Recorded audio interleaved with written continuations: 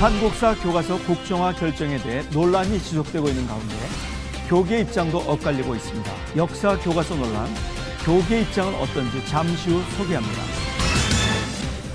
서아프리카의 중심 세네갈은 지정학적으로 매우 중요한 요충지라고 하는데요. 이슬람 종교 지역에서의 효과적인 선교 전략은 무엇인지 세네갈 이순복 선교사와 함께 알아봅니다.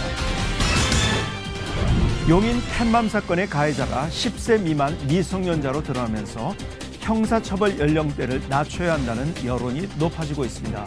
소년 범죄에 대한 해결책 하나님의 법, 세상의 법에서 이재만 변호사에게 들어봅니다. 안녕하십니까? 유관재 목사입니다. 음악계 노벨상이라고도 불리는 세계 최고 권위의 폴란드 쇼팽 피아노 콩쿠르에서 최초로 한국인 우승자가 나왔습니다. 이미 보도를 통해서 보신 분도 많이 계시겠지만 그 연주가 얼마나 감동적인지 모르겠습니다. 21살의 우승자 조성진 씨는 11살 때 이 대회에 참가하기로 마음을 먹었다고 하는데요. 10년 만에 그 꿈을 이룬 셈입니다. 조금 힘들면 포기하고 조금 불편하면 떠나는 요즘 세대에 목표를 향해 10년 이상을 인내하는 청년이 있다는 것.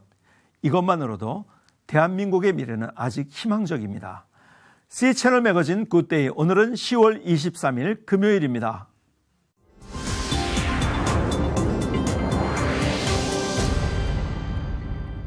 첫 순서로 교계 뉴스부터 정리해드립니다. 역사 교과서 국정화 논란이 점입가경입니다. 기독교계에서도 국정교과서 도입을 두고 찬반 양론이 뜨겁습니다. 한국기독교 역사 교과서 공동대책위원회는 정부 차원에서 교과서를 만들어야 한다고 주장했습니다. 반면 대한예수교 장로회 통합은 국정화가 역사 해석과 사상의 자유를 제한할 수 있다고 지적하면서도 기독교가 한국 근대화에 기여한 부분은 간과해서는 안 된다고 밝혔습니다. 최은원 기자의 보도입니다. 검정 역사 교과서를 배우는 중고등학교 학생들에게 우리나라의 정체성과 자긍심을 제대로 길러주지 못하고 있다. 기독교계의 국정교과서 찬반 논란이 불붙었습니다. 지난 22일 한국기독교 역사교과서 공동대책위원회는 학교교과서 이대로 좋은가라는 주제로 대토론회를 개최했습니다. 공동대책위에는 한국기독교 총연합회와 한국교회연합을 비롯해 에스더기도운동가 한국미래목회포럼, 선민네트워크 등 7개 단체가 참여하고 있습니다. 이날 토론회 참석자들은 기존의 역사과목 검정교과서가 좌편향됐다며 미래세대에게 올바른 역사관과 자긍심을 심어주기 위해 정부 차원에서 교과서 집필을 책임져야 한다고 입을 모았습니다. 대한민국을 부끄럽게 여기고 대한민국에서 태어나는 것을 참 아주 수치스럽게 여기는 이런 그 역사 교과서의 내용은 당연히 지금 우리가 바꾸고 수정을 해야 될 시점이라고 생각합니다. 역사 전쟁입니다. 그동안 민주화 세력들이 이런 것에 대한 문제를 제기하면 반민주 세력으로 낙인 찍고 친일을 미화하는 세력으로 낙인 찍고 독재를 옹호하는 세력으로 낙인 찍혔기 때문에 숨죽이고 오는 동안 우리 대한민국에서 자라나는 학생들이 희생을 당한 것을 바로잡자는 그런 운동입니다. 국정화 반대 의견도 이어지고 있습니다. 한국기독교교회협의회 교육위원회는 기자회견을 열고 정부의 국정화 추진에 유감을 표명했으며 대한예수교장로회 통합총회는 역사교과서 국정화가 역사 해석과 사상의 자유를 제한할 것이라며 우려했습니다. 국정교과서 반대 의견을 표명해온 기독교 교원단체 좋은교사운동은 오는 26일 역사교과서 국정화 논쟁 바로 알기라는 주제로 긴급포럼을 마련했습니다. 그 어느 때보다도 올바른 역사교육에 대한 우리 사회의 관심이 가장 뜨겁습니다. 지금까지 유례없었던 역사교과서 논쟁이 우리 역사를 정립하는 전화위복의 기회가 될지 관심이 모아지고 있습니다. C채널 뉴스 최은원입니다. 한국기독교 목회자협의회가 한반도의 평화 통일을 위한 대화마당을 열었습니다. 미리 다가온 통일이라고 말할 수 있는 탈북민들과 어떻게 연대하며 어떻게 섬길 것인가를 고민하고 대안을 모색하는 자리가 됐습니다. 유성훈 기자가 보도합니다. 성공적인 통일을 원한다면 탈북민들부터 품으라는 제안이 나왔습니다. 한국기독교 목회자협의회가 해방 70년, 분단 70년을 맞이하는 올해 평화통일을 위한 구체적인 준비를 나눌 수 있는 자리를 마련했습니다. 1998년 창립 이후 한국교회에 나아가야 할 방향을 제시하기 위해 대화의장을 마련해온 한목협은 30번째 열린 대화 마당에서 미리 다가온 통일, 탈북민 사회 어떻게 할 것인가를 주제로 선정했습니다. 그래서 평화 통일의 문제를 어떻게 접근할 것인가 하는 여러 가지 과정 가운데 하나가 이제 탈북민, 미리 온 통일이라고 이렇게 표현하는데 그들을 교회와 이 사회가 어떻게 대해야 될 것인가 하는 방안을 좀 모색하는 것이 필요하다. 그래서 오늘 주제를 이렇게 정하고 오늘 모임을 갖게 되었습니다. 주제 강연에 나선 남북하나재단 손광주 이사장은 통일 준비로는 남북한 주민통합과 북한 이탈 주민 사회통합이 가장 중요하다며 탈북민의 성공적 정착을 위해 정부뿐 아니라 교회와 같은 민간단체의 도움이 필요하다고 전했습니다.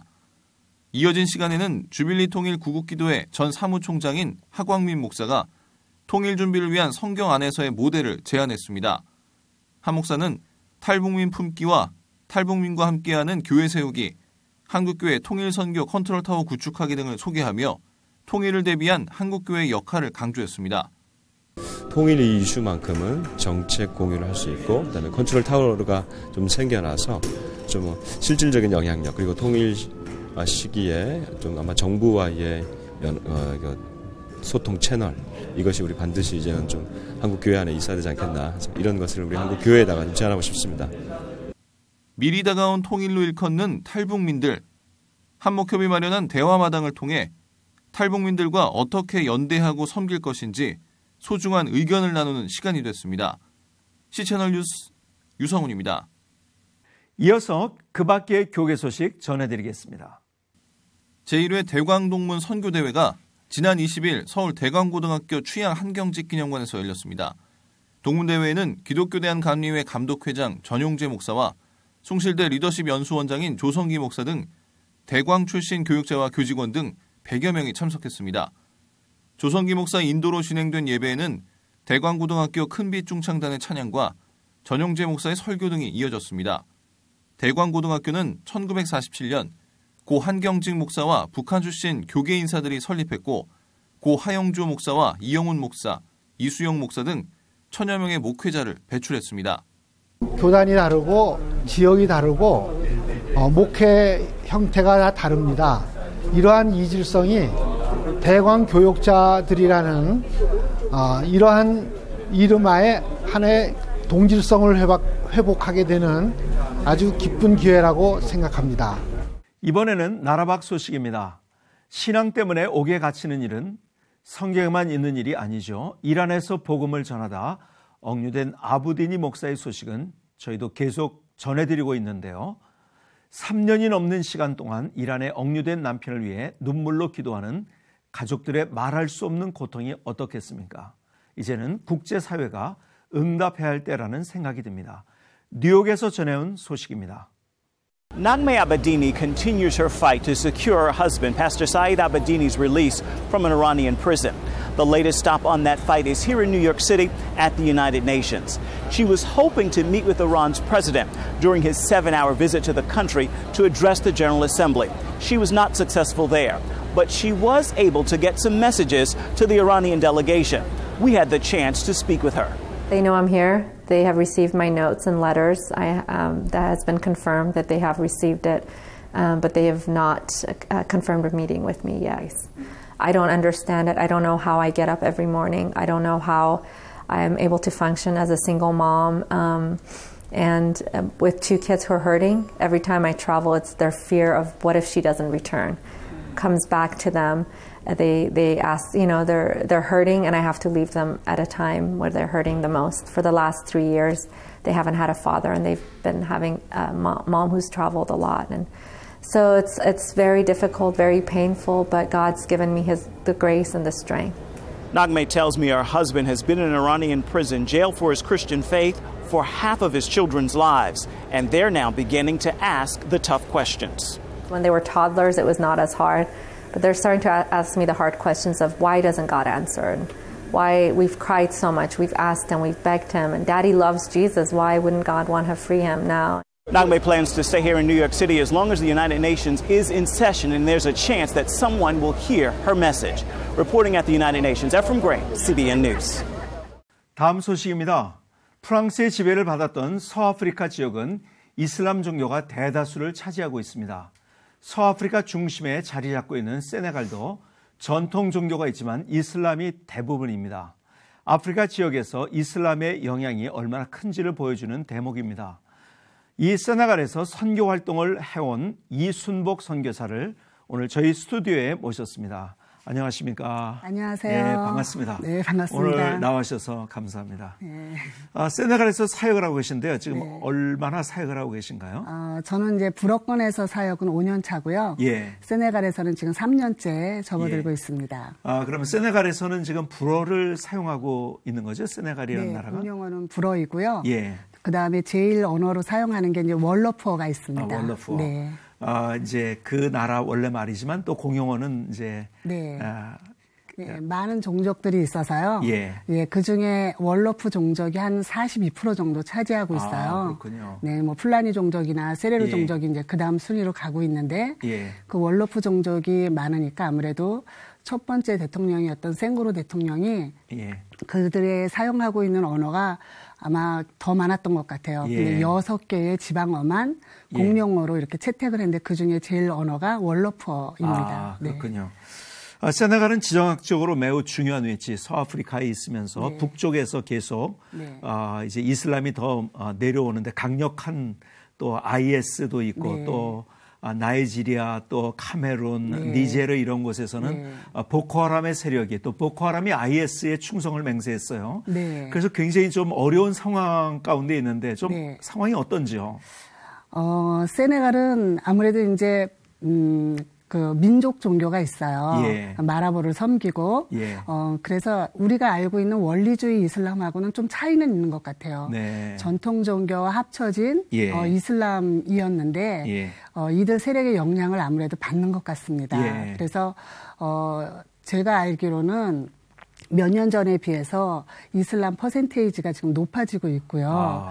또, 조금 위험하다라고 이렇게 판단되어지는 상황이 아무래도 가까이 오고 있는 것 같습니다. 점점 더 위험해지는 상황, 네. 또 그리고 이슬람이 더 퍼센트가 높아지고 있는데요. 이 이슬람이 이렇게 큰 세력을 형성하면서 점점 어려운 선교에 어려운 그러한 상황이 되지 않은가 생각이 되어집니다. 네. 이럴 때 어떤 선교 전략이 있는지 좀 궁금한데요. 네. 제가 처음 이제 프랑스에서 한인교회 사역과 유학생 사역을 하다가 저희 이제 유학생들을 데리고 세네갈에 단기 선교를 갔었습니다. 그래서 청소년 캠프와 또 의료 선교를 같이 하면서 세네갈에 대해서 이제 공부를 하면서 세네갈에 대한 하나님이 열어놓으신 지역이 아닌가 이렇게 좀 저는 나름대로 좀 생각을 해봤어요. 그렇군요. 네. 왜냐하면 세네갈이라고 하는 지역, 특히 이제 제가 사역하고 있는 다카르는 수도인데 이 다카르는 옛날에 그 프랑스의 지배를 받았을 때 그 서부 아프리카의 수도 역할을 했던 것이 다카르라고 합니다. 그래서 전체 아프리카에 전체 아프리카가 아니라 그러니까 서부 아프리카, 적도 아프리카가 있고 서부 아프리카가 있는데 프랑스령이 이제 적도 아프리카 따로 서부 아프리카 따로 이렇게 이제 총독부를 아마 두었던 것 같아요. 근데 이 다카르는 이제 서부 아프리카의 수도 역할을 했던 것 같습니다. 그래서 이 다카르를 가보면 프랑스의 이 도시 계획이랑 너무 비슷하고요. 그다음에 뭐 행정이나 이런 것들이 다 프랑스와 흡사합니다.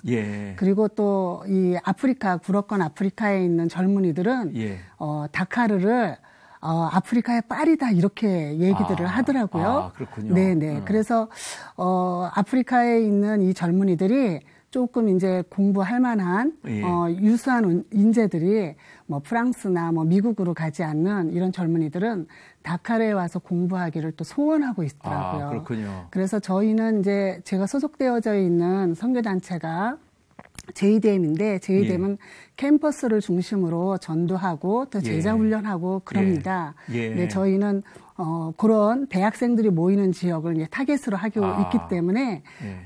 JDM 그 세네갈 팀은 이제 2004년도부터 예. 세네갈에서 사역을 하고 있었는데 예. 제가 이제 거기에 합류를 해서 예. 같이 대학 사역을 하고 있죠. 그래서 이제 앞으로 또 세네갈 선교에 대해서 어떤 비전을 좀 가지고 계신지. 세네갈은 주변 나라에 비해서 민주주의가 그래도 이렇게 좀 정착이 되어지고 있는 나라인 것 같아요. 예. 그게 이제 첫 번째 대통령이었던 생고르 대통령이 예. 프랑스로 유학을 하면서 프랑스 국적을 취득하고 예.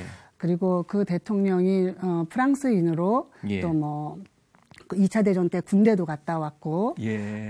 뿐만 아니라 이제 거기서 교사 생활도 하고 의회 활동을 하면서 아프리카를 대변하는 역할을 했던 것 같아요. 그렇군요. 그러다가 그분이 세네갈이 독립할 즈음에 세네갈 지역에 와서 나라가 이제 유럽에 일방적으로 이제 나라를 만들었잖아요. 예, 국경을 예, 긋고 예. 그때 이제 세네갈이라는 나라의 초대 대통령으로 이제 들어오게 됩니다. 예. 이제 1960년도의 일인데 예. 그렇게 들어오게 되어지면서 그 땅에 있는 대부분의 사람들이 이슬람 사람들인데 예. 그러니까 혼합되어진 종교 이슬람이었는데도 불구하고 예. 본인이 이제 카톨릭 신자였기 때문에 불어로 똘러랑스라고 하는 언어가 있는데 예. 서로 관용하는 예. 이런 정책을 폈던 것 같습니다. 예. 그래서 본인의 종교도 존중해주고 예. 그 땅에 있는 종교도 존중해주고 예. 그래서 유일하게 그 주변 나라에서 선교 비자를 내주고 있는 나라이기도 합니다. 그래서 그렇군요. 네, 뭐 물론 정권이 바뀌거나 위험한 상황이 되어지면 또 이 비자가 취소될 수도 있고 그럴 수도 있어서 어떤 선교사님들은 만약을 대비해서 뭐 사업 비자로 이제 들어와서 사역하시는 분들도 있지만 예. 저는 이제 그 부분을 하나님이 주신 기회가 아닌가 예. 적극적으로 선교할 수 있는 예. 기회가 아닌가 보고요. 저희 팀은 그래서 선교 비자로 지금 사역하고 있고요. 저희가 이제 대학생을 중심으로 현지인 지도자를 세워가기 위한 공동체 사역을 다카르에서 하고 있어요. 예. 지금 현재 세네갈에는 대학이 있는 도시가 4군데가 있거든요. 예. 저희가 사역하고 있는 다카르, 예. 그다음에 북쪽에 이제 생루이, 또 예. DS, 남쪽에 지겐쇼 이렇게 4도시에만 대학이 있습니다. 예. 네, 저희는 이제 이 대학에 있는 젊은이들을 다카르에 있는 대학생뿐만이 아니라 다른 도시에 있는 대학생들도 이렇게 공동체 사역을 통해서 또 지도자를 세워가는 것이 또 저희의 예. 비전이기도 하고요. 예. 저희는 또 시골 사역도 지금 같이 하고 있습니다. 예.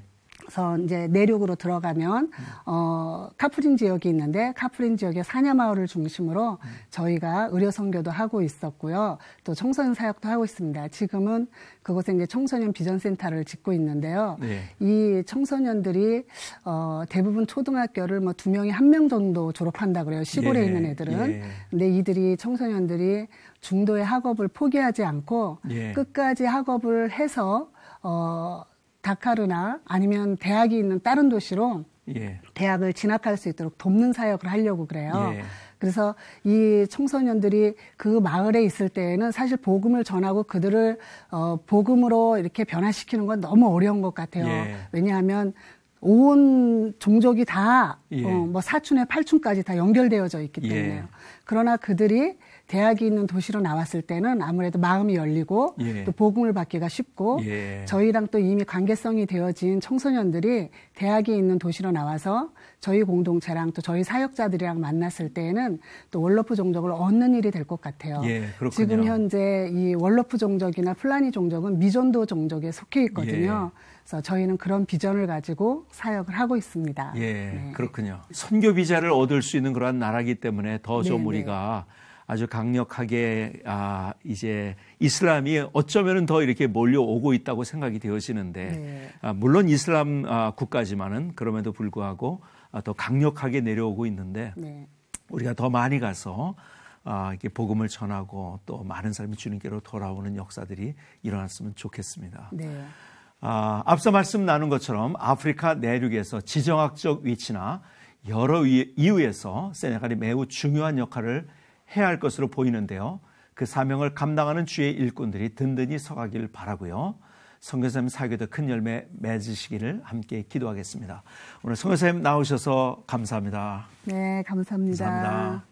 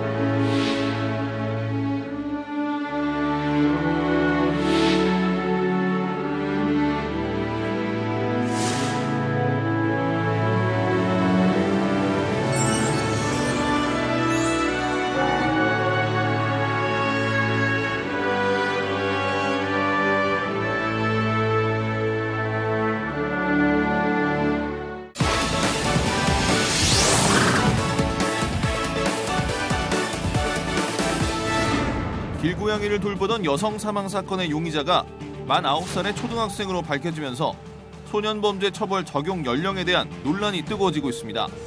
최근 10대들의 범죄가 늘어남에 따라 형사처벌 가능 연령을 낮춰야 한다는 의견과 이럴수록 더욱 신중해야 한다는 의견이 팽팽한 상황인데요. 소년형법 기준에 대한 제도 변경이 필요한 것인지 소년범 처벌 연령 논란, 하나님의 법, 세상의 법에서 알아봅니다. 하나님의 법, 세상의 법, 이재만 변호사님 나오셨습니다. 네, 반갑습니다. 네, 안녕하세요.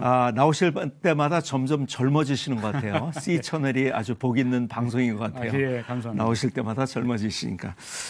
지난주 이 시간에 용인 캣맘 사건을 전해드렸어요. 예. 그때만 해도 이 사건이 이거 증오 범죄일 것이라 사람들이 생각하고 그렇게 예측을 했었는데 너무 어이없는 결과가 나왔어요. 용의자가 아이라는 것 때문에 많은 분들이 참 이걸 어째야 하나 더 답답해 하셨을 것 같은데요.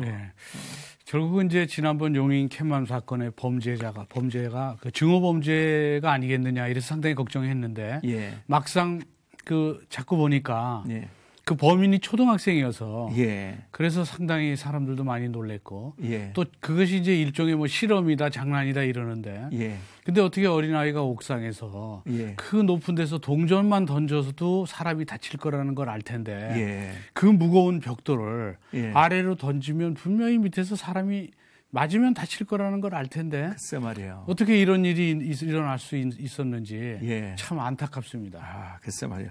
그러나 한편은 또 이 아이도 이런 결과를 예측을 정확하게는 못했을지 않은가 생각이 되어지는데 얼마나 두렵고 놀랐을까 생각하면 참 마음이 아프기도 하고요. 너무 어이없이 부모님을 잃은 피해자 가족은 또 어떻겠습니까? 그렇죠. 이제 피해자 부모님도 어차피 범인이 잡혀서 처벌을 받아야 되는데 이 범인은 처벌할 수도 없는 형사 미성년자예요. 물론 이 피해자 가족들은 그 용의자 그 범죄 범인을 형사 처벌할 수는 없지만 그 초등학생의 부모를 상대로 민사상 손해배상 책임을 묻게 할 수는 있습니다. 그러나 그렇군요. 그게 무슨 소용이 있겠어요. 그렇죠. 이미 돌아가셨는데. 그래서 정말 그 가족들은 이루 말할 수 없는 그런 고통을 받고 있기 때문에 앞으로 이런 일에 대한 재발 방지 문제가 지금 이제 초미의 관심이 된 것이죠. 그래서 논란이 끊이지 않는 건데 여러 정황을 살펴보더라도 10살도 안 된 아이에게 어떻게 처벌할 수 있는가라는 의견이 있는가 하면 죄질이 나쁜 것은 그래도 처벌해야 되지 않는가 하는 그런 팽팽한 의견들이 있어요. 현행법상으로는 정확히 어떻습니까? 형사 미성년자는 14세가 되지 아니한 자는 형사처벌하지 아니한다. 이렇게 되어 있습니다. 그러니까 14세가 넘어야만 형사처벌을 할 수 있고 또 그 죄를 물을 수 있죠. 그런데 14세는 안 됐지만 10살이 넘으면 10살부터 14세까지는 촉법소년이라고 그래서 법을 결국 위반했다고 그래서 소년원에 보낼 수는 있어요. 하지만 소년범이기 때문에 이런 경우에는 전과로 남지는 않아요. 그래서 이제 형사처벌하고는 다르죠. 그렇군요. 소년원에 가지만은 형사처벌은 안 되는. 물론 이제 전과자는 전과로 남지는 않고. 근데 그것도 일종의 처벌은 처벌이죠. 교도소, 뭐 구치소나 교도소에 가는 것 대신 소년원에서도 결국은 구금되는 거니까. 전과만 안 남는. 그렇죠. 근데 이제 그게 이제 10세에서부터 14세까지. 근데 이제 이번에 이제 보통 그 나이를 이 촉법소년의 그 나이를 14세에서 10세까지로 하지 말고 10세에서 12세까지만 하고 12세 넘어서부터는 형사처벌하자. 그래서 형사 미성년자 연령을 14세에서 12세로 낮추자는 이런 의견들이 있죠. 그래서 이제 이번의 경우에도 이제 이 아이가 그 12세가 넘어갔다 치면 형사처벌할 수 있는 것이죠. 이런 이야기는 이번에 처음 나온 거는 아니라면서요? 네, 그렇죠. 그동안 이제 누누이 지금은 이제 예전과 달리 그 이제 여러 가지 영양 문제라든지 또는 그 뭐 경제적인 그 규모가 좋아지고 했으니까 그리고 TV 역할이라든지 뭐 이런 모든 정보가 교환이 많이 되기 때문에 아이들이 상당히 조숙해졌어요. 그래서 예전에는 14살짜리가 뭐를 알겠어 이러지만 지금은 14살이면 성인처럼 범죄를 저지르기도 한다는 것이죠. 글쎄 말이에요. 그래서 14살 정도의 형사 미성년자 연령을 한 12세까지 낮춰도 된다. 근데 한편으로는 결국은 12살로 낮춰서 형사 구치소로 보내면 그곳에서 오히려 새로운 범죄만 더 배워갖고 또 다른 전과자가 되고 계속적인 범죄자만 될 뿐이지 처벌을 했다고 해서 결국 범죄가 줄어들었다는 아무런 근거가 없다. 그러니까 형사처벌 형사처벌 그 연령을 낮춰서는 안 된다는 견해도 있고요. 안 된다 지금은 조숙했기 때문에 성장 속도가 너무 빠르다 아이들의. 그러니까 낮춰야 된다 이런 견해의 대립이 있지만 그러나 처벌이 능사는 아닌 것이죠. 그렇죠. 결국은 이제 이 처벌 연령을 낮춘다 이런 것들도 이제 법조계에서는 이제 서로 이제 찬반의 논란이 있네요. 그렇죠. 근데 이제 그 찬반의 논란이라는 것이 결국은 조숙했기 때문에 처벌하자는 것이고 옛날 어린애하고 지금 어린애는 다르다는 거죠. 근데 또 반대 입장에서는 처벌의 본들 걔네들이 교화됐다는 증거가 없다는 거예요. 그렇군요. 교화는 가정에서 하든지 또는 보호 관찰을 하든지 소년범처럼 이렇게 하는 아니면 병원에서 치료를 받게 하든지 이런 방법으로 해야 되지 아이들한테는 이게 에피소드 범죄일 수도 있는데 이 에피소드 범죄를 농담을 진담처럼 생각해서 그 뭐 닭소리하고 뭐 수박소리하고 이런 어린애들을 한 걸 가지고 바로 잡아다가 바로 구치소에 넣으면 결국 전과자가 되고 평생 좋은 글씨가 될 것이지 않느냐. 그러니까 형사 미성년자 연령은 그냥 둬야 된다. 이런 견해가 있고 그런 견해가 아직까지는 우세합니다. 그렇군요. 다른 나라의 경우는 그럼 어떻습니까? 이제 일본이나 또는 독일 같은 경우는 형사 미성년자 연령이 14세로 돼 있고요. 그렇군요. 그리고 이제 또 실제적으로 불란서 같은 경우에는 13세로 돼 있습니다. 13세만 넘으면 형사 처벌할 수 있고요. 근데 영국과 호주는 10세로 돼 있어요. 그렇습니까? 거기는 이제 뭐 성장 속도가 더 빠른 모양이에요. 글쎄 말이에요. 그래서 그런데 10세로 돼 있고. 근데 유엔에서는 12세가 되지 않은 사람은 형사처벌해서는 안 된다 하고 권고를 하고 있습니다. 그런 권고가 또 유엔에서 하고 있네요. 그래서 12세까지는 내려도 되지 않느냐 이런 견해들이 또 힘을 받고 있는 것이죠. 이런 얘기가 나온다는 건 최근 10대 범죄가 늘고 있다는 것과도 관련이 있어 보이는데요. 이것도 굉장히 사회적 문제가 되고 있는 것 같아요. 이제 10대 범죄가 이제 통계적으로 그렇게 늘었다고 보지는 않아요. 계속적으로 통계적으로 보면 이제 범죄 숫자는 거의 일정하게 돼 있는데 문제는 범죄의 질입니다. 죄질이 굉장히 흉포화되고 아주 극악해졌어요. 그래서 결국은 살인도 있고 그 안에. 그래서 그런 것들이 문제죠. 그래서 10대 범죄가 이렇게 점점 흉포화되고 또 이렇게 되는 이유들이 이제 어린아이들은 이 분별력이 좀 없으니까 게임 같은 걸 하다 보면 게임 속에서 있었던 그런 어떤 게임과 현실의 상황을 잘 분별을 하지 못해갖고 벽돌을 던지는 것도 그냥 게임에서 벽돌 던져서 맞히는 것처럼 그렇게 생각한 게 아닌가 생각이 들 정도로 보통 이제 예전에 우리들이 자라났을 때는 높은 데서 돌을 던지면 다친다는 걸 명확히 알기 때문에 던질 생각을 절대 못하죠. 글쎄 말이야. 근데 어떻게 그걸 던질 생각을 했는지 그 기성세대들 입장에서는 이해할 수는 없지만 이 젊은 이 어린아이들 철없는 요즘 어린아이들은 그런 행동들을 하니까 실제적으로 막 방화도 하고 글쎄 말이에요. 뭐 가스통도 어디 가서 터뜨려 보기도 하고 마치 게임처럼 합니다. 지금 그런 것들이 좀 문제죠. 사실 하나하나 또 한꺼풀 벗겨서 따지고 보면 아이들이 아파트 옥상까지 올라가지 못하도록 안전관리를 좀 제대로 했었으면 어땠는가 이런 아쉬움도 남고요. 그러나 아무리 생각해도 형사처벌할 수 있는 나이를 낮추는 것이 능사라고는 보여지지 않습니다. 그렇죠. 형사처벌 연령을 낮추는 것이 바로 모든 문제의 해결책이라고 볼 수는 없죠. 그것은 결국 모든 문제의 잘못을 그 어린아이한테 결국 미루는 것밖에 안 되니까요. 그렇죠. 그게 사실은 이제 우리 기성세대가 사회 환경에서 그런 범죄가 일어나지 않도록 환경을 좀 잘 조성을 해야 되고요. 그리고 이 사건만 해도 옥상 관리를 또 잘했으면 결국은 그런 일도 없었을 텐데 옥상 관리도 잘해야 될 테고 또 아이들이 곤충 갖고 이렇게 노는 거 보면 굉장히 잔인한 것들이 있어요. 보면 그리고 실제적으로 뭐 지난해에도 뭐 12세밖에 안 된 애가 고모를 살해하기도 하고 13세밖에 안 된 아이가 방화를 해서 한 지역을 불바다로 만들기도 하고 다 형사 미성년자라 형사처벌을 안 받죠. 근데 내가 형사처벌을 안 받기 때문에 내가 범죄를 저질러도 되지 이렇게 형사 처벌 미성년자가 연령이 낮은 걸 갖고 악용해서 범죄가 늘어난다는 그런 증거는 없어요. 그렇겠죠. 근데 예. 아이들한테는 뭐 성선설도 있고 성악설도 있고 있지만 예, 예. 그런 악한 면도 일부 있는 건 맞는 것 같아요. 그렇게 하는 행동으로 봐서는. 그렇다면 악한 면과 선한 면이 다 있다고 그런다면 악한 면을 누르고 선한 면이 잘 발현될 수 있도록 가정에서도 남이 아프면 나도 아플 수 있다는 거, 내 잘못으로 상대가 다치면 그 가족이 큰 고통을 받는다는 거, 이런 것들을 가정 공동체나 또는 또 교회 공동체 또는 크리스찬들이 그런 걸 좀 가르쳐줘서 사회적으로 어떤 그런 공감대가 형성돼 있으면 이걸 던지고 싶어도 못 던질 텐데 이걸 던지고 나서 너 처벌 영역 낮춰서 처벌하자 이렇게 하기보다는 이런 모든 사회적인 환경을 그런 일이 벌어지지 않는 환경을 만들기 위해서 특히 우리 크리스찬들이 교회 공동체를 통해서나 이제 노력을 해야 된다고 봅니다. 사실은 이게 어떤 면에서 볼 때 이게 기성세대의 책임이다 이런 그렇죠. 생각이 들고요. 그리고 또 가정에서 교육, 또 우리가 그런 일들이 일어나지 않는 사회적 분위기들 이런 것들 우리가 잘 만들어가는데 또 우리가 생각하면서 또 기도해야 되지 않을까 생각이 되어집니다. 좀 더 성숙한 사회로 나가기 위해서 어떻게 해야 할지 이번 사건이 우리 사회에 던지는 메시지가 참 많은 것 같습니다. 다시 한번 우리가 이 사회에 주님 안에서 어떻게 우리가 돼야 될 것인가를 고민하면서 기도할 수 있었으면 좋겠다 생각이 되어집니다. 이재만 목사님 오늘 나오셔서 너무 감사합니다. 예, 감사합니다.